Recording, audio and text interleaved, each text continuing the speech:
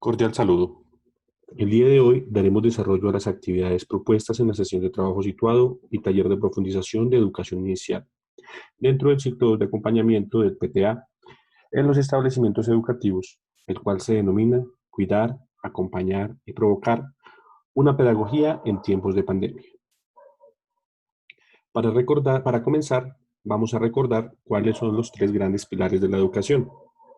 Tenemos la dimensión filosófica y antropológica del sujeto, es decir, a quién enseñamos, un sujeto, una persona o un niño, la dimensión didáctica, cómo se enseña, cómo se aprende y con qué medios, y por último, la dimensión teleológica, cuál es el fin de la educación, para qué estamos enseñando.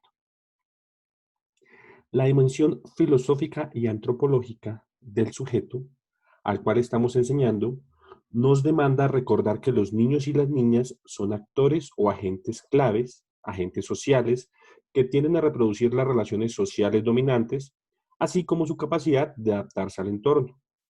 Los niños y las niñas son sujetos de derecho y hemos pasado de una mirada de protección a una mirada de resguardar al sujeto de derecho, que son ellos desde la Convención en los años 89.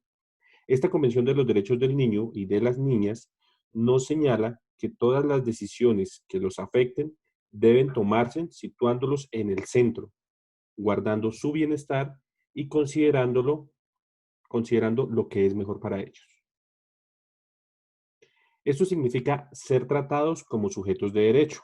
Por tanto, los profesores tenemos que tener esta capacidad para ayudar a los niños a expandir su comprensión en lugar de tratarlos como objetos. Si observamos las imágenes, vemos a un niño libre, que explora, que aprende de la cotidianidad, que dibuja libremente. Y esto es bueno. Sin embargo, también a la derecha vemos situaciones que nos preocupan, donde claramente no hay un niño sujeto, sino más bien un niño objeto, que muchas veces tomamos en las aulas o en situaciones educativas, rellenando largas planillas y haciendo actividades enfocadas a lo que llamamos tradicionalmente el aprestamiento, con situaciones que no son producto de sus propias decisiones, niños que son amarrados para caminar y que no tienen una libertad para hacerlo, niños que están aburridos, tensionados y haciendo tareas que muchas veces se hacen sin tomar en cuenta sus características, necesidades e intereses. Es necesario aprovechar la cotidianidad y la espontaneidad de los niños, así como una fuente de aprendizaje. Al preguntarnos cómo se enseña, cómo se aprende, con quién, con qué medios, recordemos que el juego es el motor esencial para el aprendizaje. En esta etapa debemos ofrecerle oportunidades de aprender, cuidar su bienestar socioemocional y acompañarlos con un profundo respeto hacia sus decisiones, sus elecciones y sus opiniones, provocando estas situaciones en forma natural. Como vemos en la imagen, tenemos un niño que con objetos sencillos y naturales pueden crear, inventar en forma espontánea y nosotros como adultos, docentes, fomentar con preguntas, con materiales, con situaciones que enriquezcan la experiencia. Además, vemos una situación muy común hoy en día donde los docentes trabajan por videos, dando solamente tareas a los niños. Esta es además una oportunidad para establecer una relación dialógica con ellos, que no sea solamente un video, preguntarle cómo está, cómo se ha sentido. Y a lo mejor las tareas que se den, que sean interesantes y entretenidas y no una actividad tremendamente motriz o de lenguaje o matemáticas. Entonces, ¿cómo enseñar y qué enseñar? Por una parte, tenemos que transmitir desde el currículum declarado al situado y al realizado. Enseñamos de una manera pertinente, oportuna, flexible, valorando la diversidad y recordando que los niños aprenden jugando, explorando, además de utilizar una gran gama de materiales, recursos manufacturados, tecnológicos, pero también culturales, naturales, reciclados y de la vida cotidiana. Acá tenemos como ejemplo la cocina, la cual es un verdadero laboratorio donde puede haber una cantidad de aprendizajes enormes. Al leer la receta podemos ver la lectura. Una cucharada de sal, media tacita de agua Eso es matemáticas. Vamos a compartir con alguien haciendo el pan, estamos trabajando convivencia. Tenemos que respetar turnos, eh, tal vez podemos hacerle el pan de otra manera. Acá vemos una niña que le pone una cara, eso hace parte del lenguaje artístico. Y finalmente, el pan es metido al horno.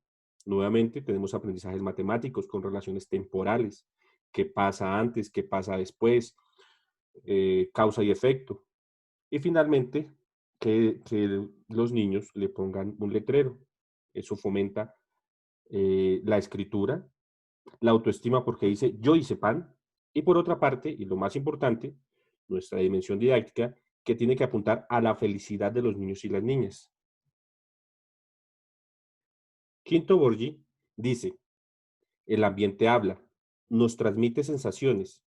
Así también todo está de más que un ambiente no nos deje indiferente cuando vemos niños sentados, cuando vemos personas que alcen la voz constantemente, cuando vemos jirafas, leones, elefantes en nuestras paredes de las escuelas y sabemos que no vamos a encontrar los animales en nuestro entorno, tendríamos que revisar qué pasa con los ambientes de aprendizaje y los entornos, si están los materiales al alcance de los niños o si están guardados, ver que estas decoraciones estén vinculadas con nuestro entorno para generar mayores aprendizajes.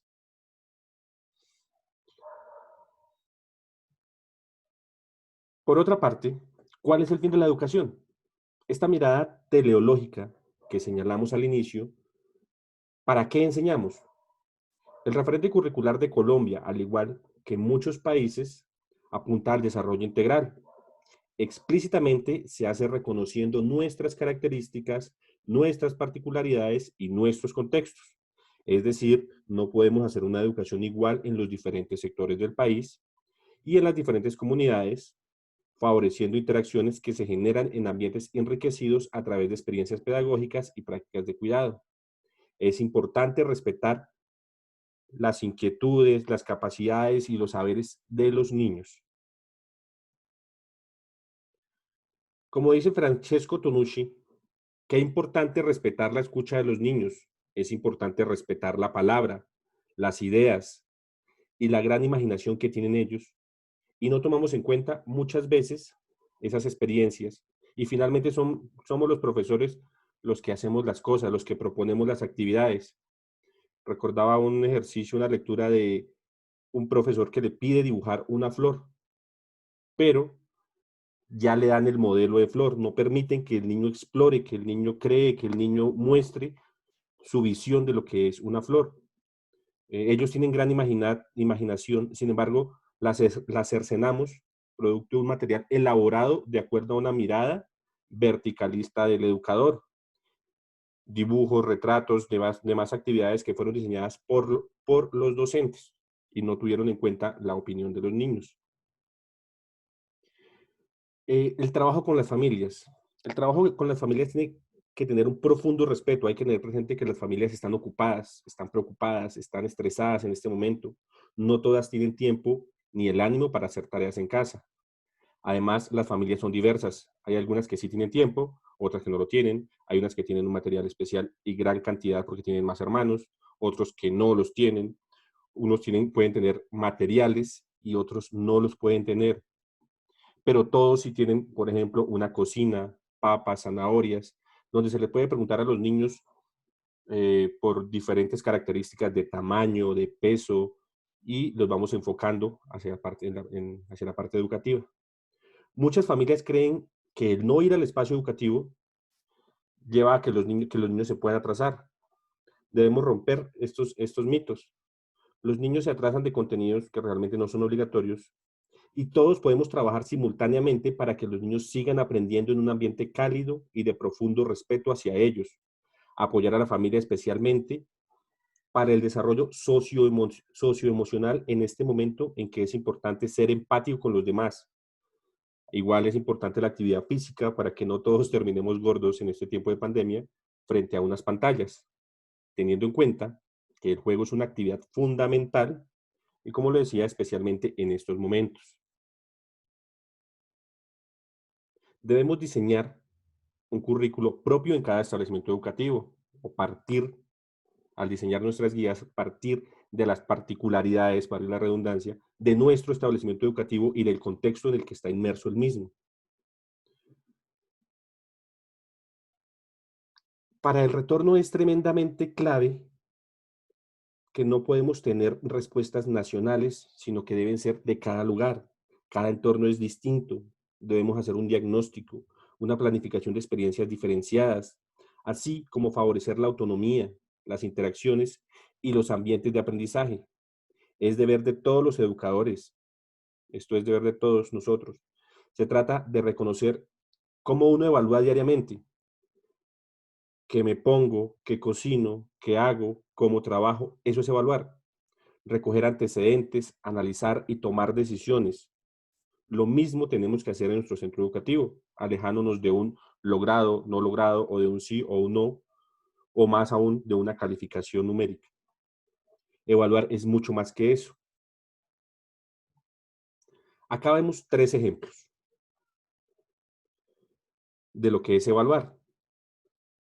En el primer caso, la niña de la foto tiene 3 años y la mamá le mandó la foto a la docente y dice que la niña estaba dibujando libremente, llega otro niño y también se pone a dibujar ambos en silencio, siguen compartiendo el material sin ningún problema.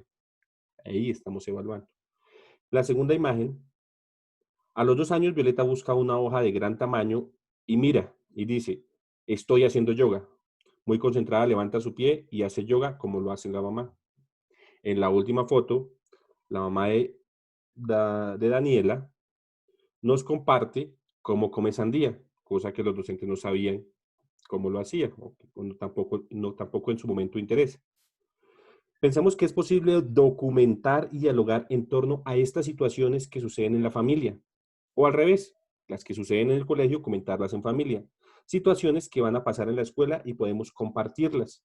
Todo esto nos lleva a generar evaluación, y más en esta etapa inicial.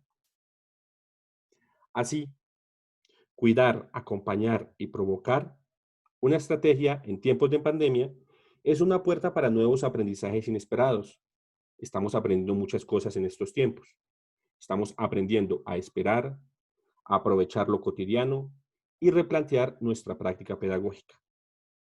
Acá en esta vemos una foto de Beatriz que acaba de descubrir su sombra. Como la madre que la cuida, que no le pase nada, la acompaña en su descubrimiento y le provoca una situación. Le dice, esta es tu sombra. ¿Cómo se producirá? De allí parte un proceso educativo. Entonces, la invitación es a cuidar, acompañar y provocar. Gracias y éxitos en este periodo en que los niños y las niñas demandan adultos cercanos a ellos.